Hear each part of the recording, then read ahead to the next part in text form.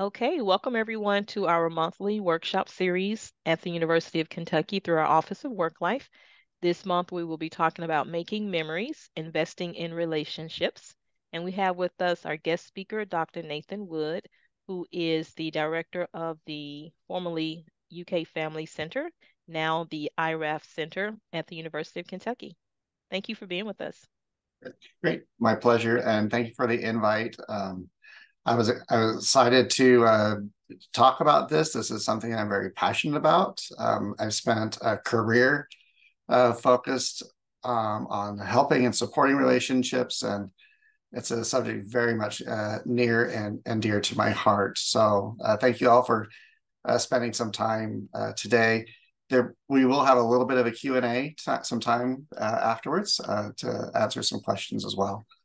So just a little bit about me, as Zetta briefly mentioned, but I thought I would lead with the important part. I'm the youngest, especially as it relates to relationships. I'm the youngest of 6 kids.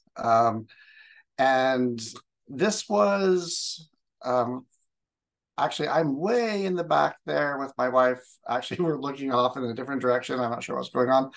This picture was taken this is all my family from about 15 years ago. I was talking to my mother the other day, and mom said that her hand was getting tired because we're up to 120 Christmas cards that get sent out now. My mother is a great grandmother at this point in her life. It is a little bit warps my head a little bit. I have nieces and nephews who are grandparents now. So I come from a very big family.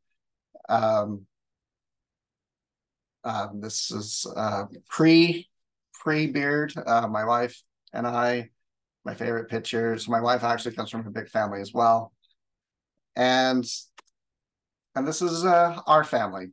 So myself and my wife, my son in the kind of like Letterman jacket, my 2 daughters and 2 son-in-laws. Now there's a grandbaby. So I'm officially a proud grandpa, and going to be grandparent to number 2 coming next year. So we're excited, and everything I do really stems from having just amazing relationships. I frequently tell people I love my job here at UK. I love academia. It's an amazing career, but my calling is husband, father, now grandpa, son. It's relationships that really drive me. On the professional side, as I said, I am the director of the Individual Relational and Financial Therapy Clinic. We did some rebranding over the last 1.5 years or so. We are the training clinic for the UK's couple and family therapy graduate program. So all of our intern therapists are graduate students. They have to do at least 300 hours of therapy services before they can graduate. They're supervised by myself and other licensed therapists and faculty here at UK. And it's a tremendous resource. All UK employees, the max you'll pay for any of our sessions is $25 a session. And we also have a sliding scale. So whichever is cheaper, that would be the fee. I'm also a tenured faculty member of the Department of Family Sciences in the Martin Gatton College of Agriculture, Food, and Environment. And so I do teach as well as my role here at UK. And I'm a licensed marriage and family therapist. So the topic for this is like making investing in relationships, making memories. How can we better do that? And the really cool part is we're always making memories. Holding on to those memories sometimes is a little bit trickier, but we're always making memories in everything we do. And I know oftentimes there's this pressure, and to be fair, the self-help industry, the self-help book industry, makes a good living off of that, of that we always want to try, and it's important to always try to do better. I also think it's equally as important to realize a lot of the things that make a big difference in relationships are things we're already doing. So if we're talking about the way to make meaningful memories is to realize we're always doing it. We're always making memories. The next key thing it's important to remember is the little things add up. So like, if looking at and like using that investment metaphor, if we start saving a little bit early on in our lives, just a little bit here and there over time, add up to significant changes and significant returns later on. Relationships are no different. There's no such thing as stagnant relationships. It's more of a flow that happens in our relationships, and the little things make a big deal. They make a big difference, and especially lots of little things over a long period of time can make the biggest difference. So it doesn't need to, when I say little, it's little. When you're talking to someone you care about, it doesn't have to be necessarily a family member. It could be a coworker. Make eye contact. We have our students, we have a small cohort that come through our program. It's between 5 and 8 students come into our program every year. One of the questions I ask them after a year or so of interacting with them almost daily in class and supervision is to close their eyes and think about what are the eye colors of everyone else in the room. And sometimes I have a hard time being able to do that because yes, I'm talking to somebody, but am I actually connecting? Could I tell what color of eyes do they have? That's a little thing. It ups that sense of connection and presence, which we'll talk a little bit about more. So just eye contact, smiling, just that you enjoy the person that you and persons that you're with. That smiles are contagious. Little thing. Actually listening. I think I'll throw my gender under the bus a little bit here. Guys, we don't tend to be so sorry if there's any guys on this meeting today. I'm sure you're really great listeners. I'm technically a professional listener by training, and my wife will attest that sometimes I'm nodding my head, but I'm not listening. My head, as I age, I'm definitely becoming more and more the absent-minded professor, or so my wife tells me. And it's actually listening, being attentive, and focusing on what they're saying, not what you want to say back. How was your day? Not a huge question, right? Simple question. And one thing you can do is, especially if you're at home or with your loved ones, or a friendship network, or a family that you've defined as family, try to step out of the social conventions. Because if I met any one of you in the hall, how's your day? Oh, it's great. It's fine. It's good. And then they'd say, okay, how really was your day? Well, actually, it was kind of hard. That's what, but if someone asks you, how was your day? Or you ask somebody else, how was your day? Give us response of how really was your day, and invite those responses. And affection, especially with your family and loved ones. Just those simple touches, those moments of physical connection, you get some dopamine going in there. Eye contact helps with that too. Just that affection, that little reminder that you matter to me. All those little things add up. John Gottman actually, he's a famous researcher in couples relationships, and he has a magic ratio he developed based on doing observational studies. So he had the Love Lab in Seattle, Washington, where couples would come and stay the weekend. And sometimes they'd be hooked up to like heart rate monitors and skin conductance and maybe an EEG, kind of like wires all over the place. He'd give them different assignments or tasks to do, and they had an observational coding system they would use to rate. And then they said, okay, they followed up with those couples over the years that went to the Love Lab. And he said, okay, can we predict which couples stay together and which couples don't based on our observations? And their research showed there is a magic ratio. And this is the minimum ratio. He said it takes 5 positive interactions to outweigh or to equal 1 negative interaction. So when couples are newly getting together, that's probably 50 to 1, 60 to 1. Like this, all positives, the relationship's new. And when there's all that positivity happening, all these great memories are being made. When that 1 negative thing happens, because they do, it's easily minimized. It's like, oh, that's not, that's, they're just having a bad day, or something must be wrong. I should ask, like, this is out of the norm.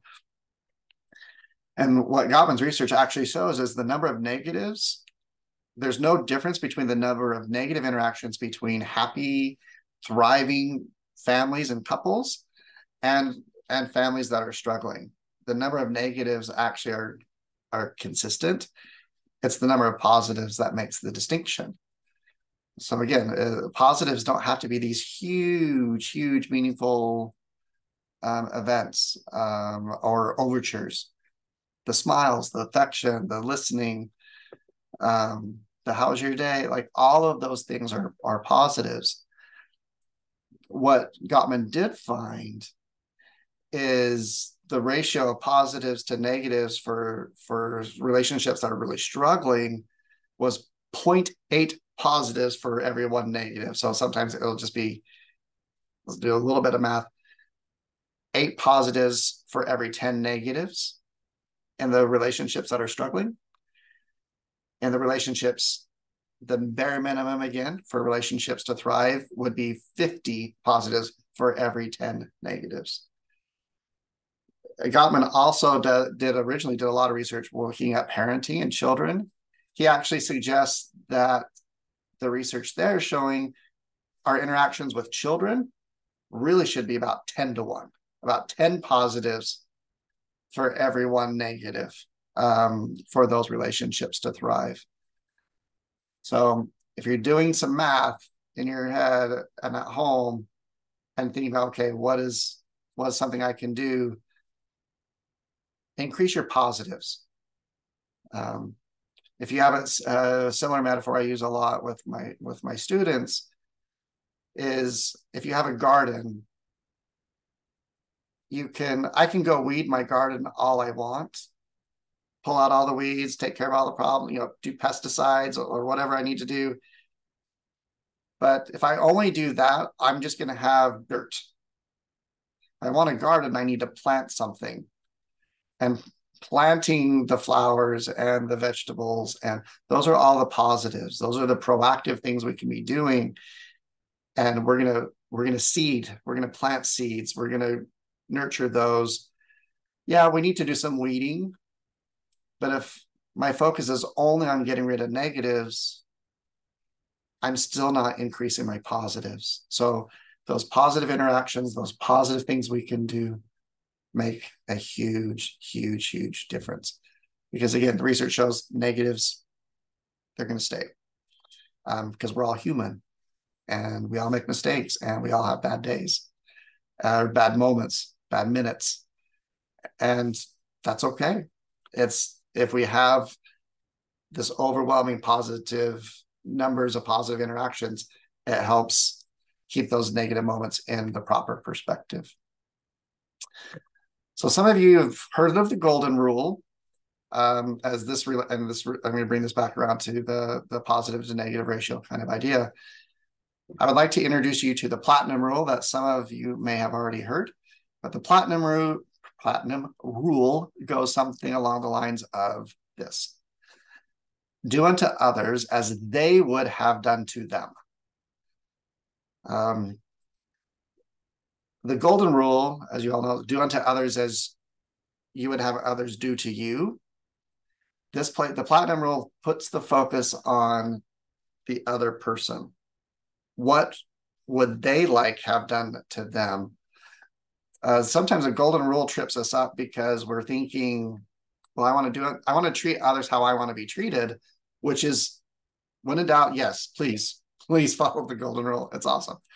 It can trip us up sometimes in relationships, though, because if I'm treating my wife in a certain way that I want to be treated, that may not have the same meaning to her as it does to me.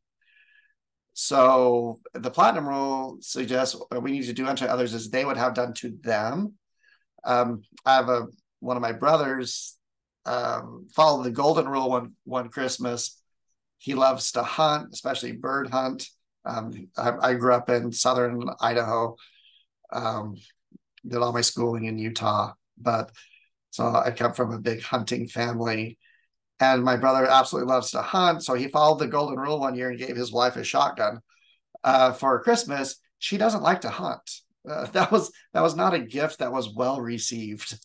And I was kind of looking at my brother like, really? This is what you think is a good idea. So, around the holiday season, there's a lot of gift giving. So when we give gifts, it's the platinum rule really is a great example of a gift giving. What is it that they want because that's important to them? And we can start to think about how do we structure interactions and making memories. What do they enjoy? Even if I don't enjoy it, it's not the point. If my point is to make memories and make an impact, I may do something because my partner or my kids enjoy it. And because everybody's making memories all the time, right? So let's go back to the Gottman idea of positive to negative ratios. One critique about his work is he was doing observational research. So he's observing and coding what's a positive or what's a negative. He never really asked the couples that were in the research what was a positive or a negative. And so another thing to keep in mind, a positive is only a positive if the other person perceives it to be a positive. So that positive interaction, you may be thinking you're doing the absolute, I'm killing it. I'm doing such a good job as a partner, as a parent, I'm doing everything right. I don't know why they're upset with me. And these are the phone calls we get at the clinic.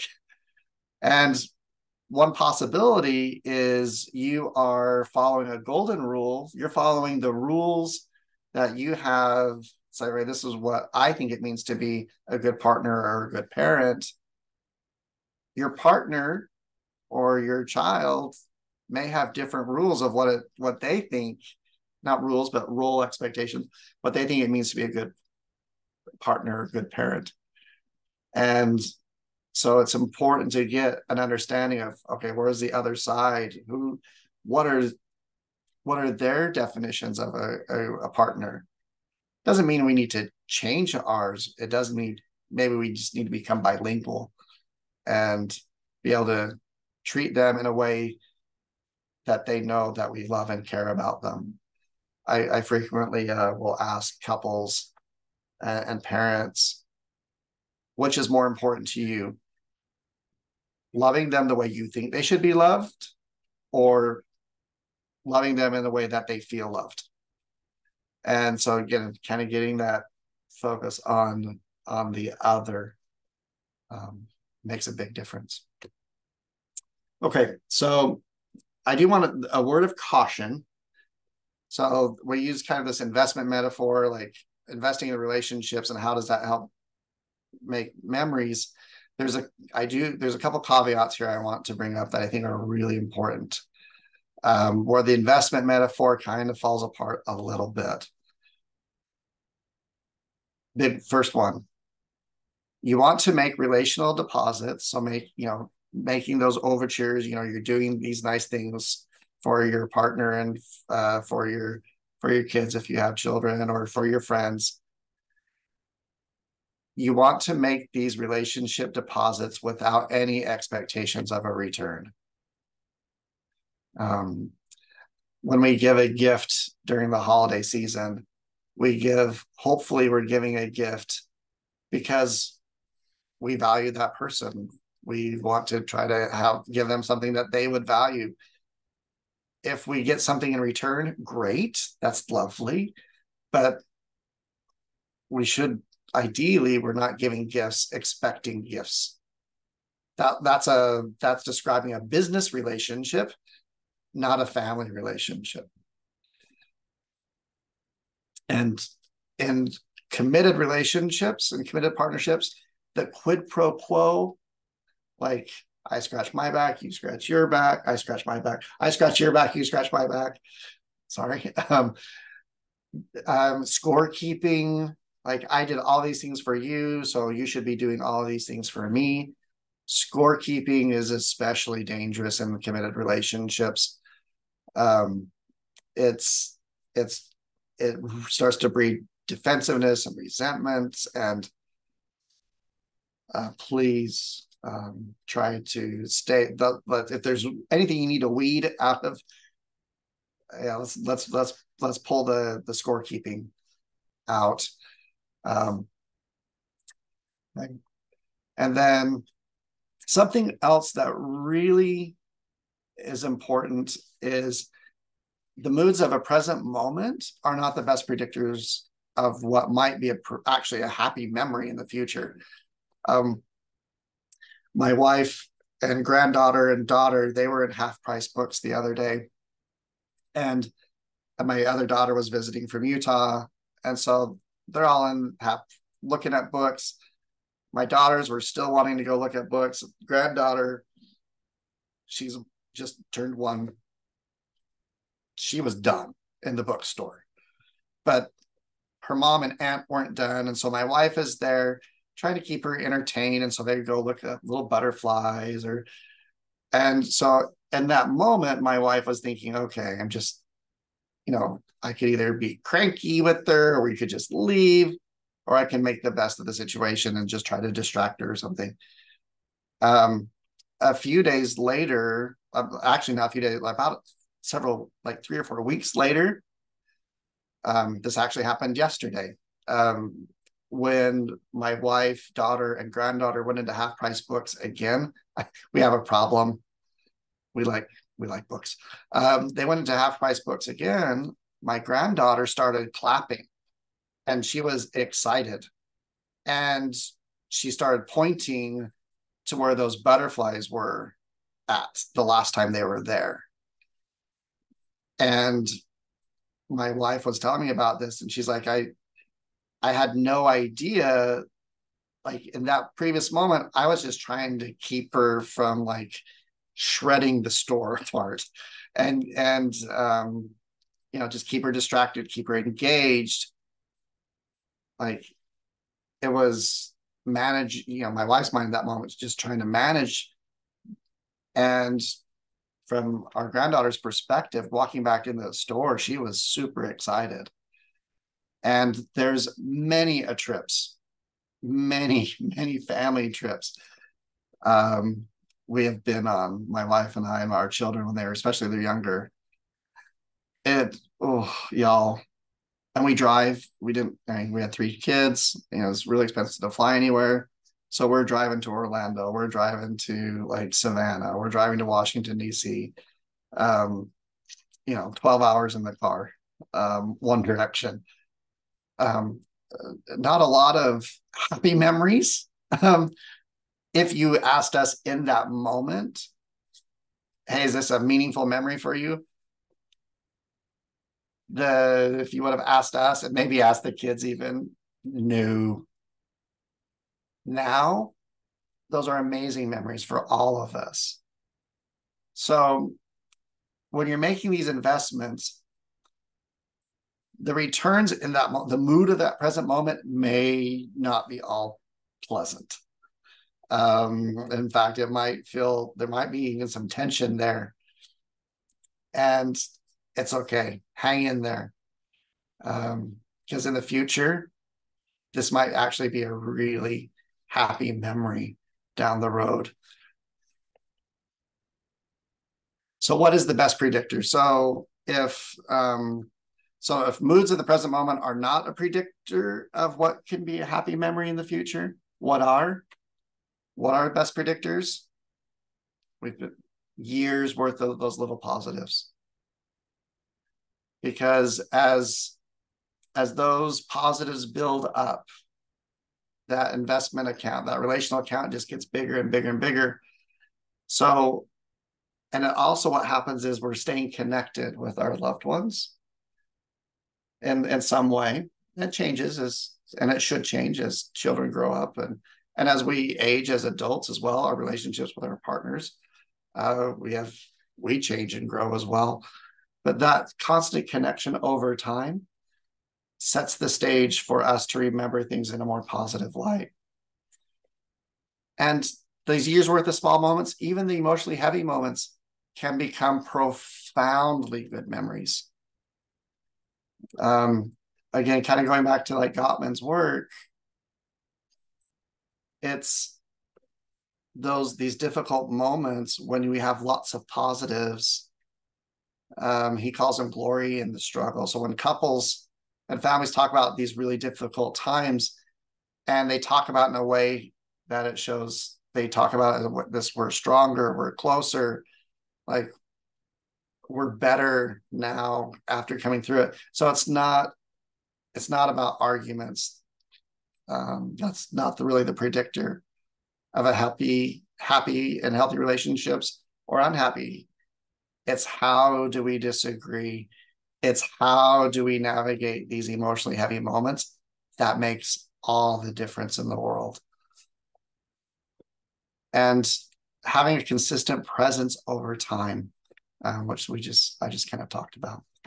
So I'm 27 minutes in. I'm only going to talk about 3 more minutes so we can open it up for Q&A. So it's like, okay, Nate, I signed up. I may be taking my lunchtime. Like, okay, what can I do today? What can I do over the break? So here's one specific thing. The more you are emotionally and psychologically present, the better the memory sticks. Put down the device. Me too. Like my phone's, it's right here. Put down the device. Eye contact. We're still naturally our thoughts are still going to do what thoughts do, and you're going to be distracted. That's fine. That's normal. Just remind, oh, I'm here. This is where I want to be right now. This is where I want my focus to be. You're going to get distracted. Everybody does. Just redirect that focus. I learned this quote from watching Ted Lasso. That's the great dart scene. If you've seen Ted Lasso, but quoting Walt Whitman, be curious, not judgmental, especially with your kids. I've run into this trap all the time as a parent, asking my kids about how their day's been or what's going on. One of my role expectations for myself is I need to be, it becomes a teaching moment. Y'all, you have no idea how many families we see come through the clinic because the parents are trying to turn every moment into a teaching moment, and they're forgetting to connect with the person that happens to have their genetics, like that's their child. Be curious, not judgmental. Just be open. Ask them a question. Oh, that sounds hard. What do you think you could do? Would you like my help? Would you like to hear some of my ideas rather than hitting the gas full throttle? That moment is going to be a huge memory for you, for your child, for sure. And you will be profoundly amazed at the wisdom that children have if given the opportunity to express it, which as a parent is even better than a teaching moment. And finally, keep it simple. And simplicity doesn't mean cheap. It doesn't mean easy. It just means simple. It's sometimes the most challenging thing. There's, Clark Griswold's, Christmas. He does not keep things simple. Keep it simple. Keep it direct. Be connected. Sometimes just watching a movie together and holding hands with your sweetie can be an amazing moment. It doesn't have to be over the top all the time. And finally, it's never too late to start. Similar to investing, today is a great way to start. If some of these things are new to you and that you want to start implementing them, be consistent in your efforts. Your loved ones will probably not know what to do with you. If you're trying to make some changes, they may be giving you a little bit of side eye, like, wait, you're not behaving like you normally do. Like, what's wrong? Are you dying? Or like, is everything okay? Like, what's happening? Stay consistent. And eventually they will learn that this is not just thing you're trying right now. And when I say stay consistent, I'm talking sometimes weeks, months of efforts. Just stay committed to it and trust the process.